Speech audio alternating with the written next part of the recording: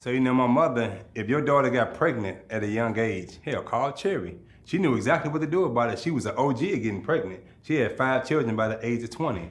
And I also like the joke to say, if your electricity got cut off, call Cherry. That woman know how to cut your electricity back on. My mother was the go-to person in the hood. But when I got locked up, my mother wasn't there for me. I used to collect call from the Department of Correction. Click. Damn, this my mom. I write letters. Never got a response. I'm calling again, collect call from Department of Click. I'm like, damn, why mom ain't answer? I grew up seeing you there for everybody. So I grew a bit of hatred towards my own mother, and I became robotic. If my mother would have been killed by a serial killer when I was locked up, if she'd have been chopped up and eaten by Jeffrey Dahmer, if I would have cried, and that's a big if, I would have cried because my logic tell me to cry. Logic would tell me, that's your mother, you should feel something. But emotionally, I was disconnected from everybody on the outside world because the person I relied on most wasn't there for me.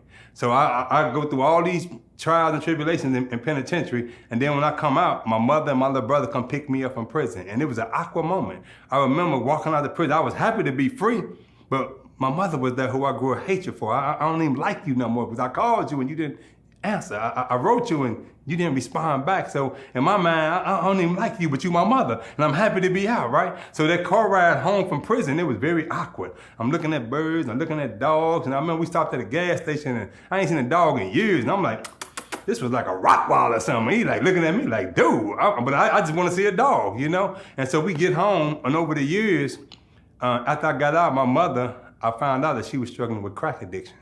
Right? And so she was in and out of rehab, which I didn't know that. I went to prison knowing the strong Cherry, the one that was there for everybody, the one that carried pistols, the one that would fight people. I didn't know the crack addicted, crackhead Cherry. I didn't know that woman right there. But when I came home, I realized that she was struggling with drug addiction. I heard the stories from my other brothers and them and my sister that she was struggling with drug addiction. So over the years, the hatred was still on the inside of me.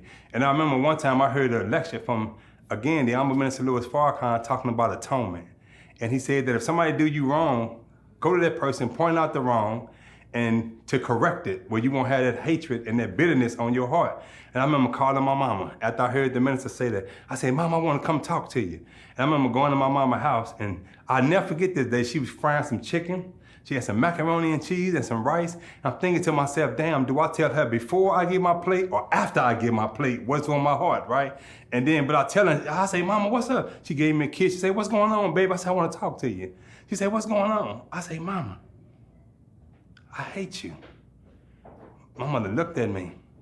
She put her hands on that skillet of grease, that hot chicken, and in her mind, now this Cherry from the hood that'll go upside your head, carry pistols. And I said, hold on, because in my mind, she had to kind of look like, I don't know if my son had lost his damn mind, but he come up in the trip, up and throw this hot grease in his face and bust his head with this cast iron skillet. That's how the look she had on her face. I said, hold on, let me tell you why.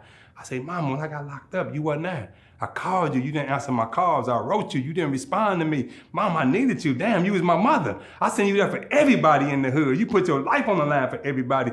But when I called you, you wasn't there. But what my mother said to me blew my damn mind. My mother looked at me with tears in her eyes, and she said, son, when you got locked up, it wasn't nothing I can do about it. I called lawyers, people in the street connections, was nothing getting you up out of that. You was going to penitentiary. And because I wasn't the most religious person, I didn't start praying. I started smoking crack to escape the pain of what I thought my son was about to go through. She said, I didn't know if I was gonna ever see you again, if you was gonna get killed up in that place or die in that place. I didn't know if I was gonna ever see you. So to escape that pain, I started smoking crack.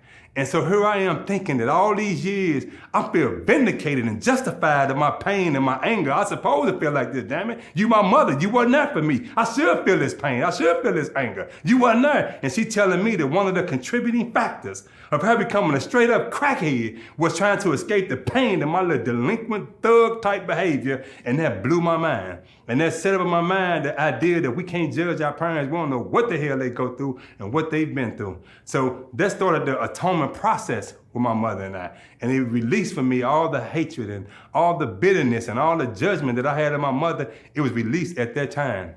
So my mother, she kept doing what she's doing though.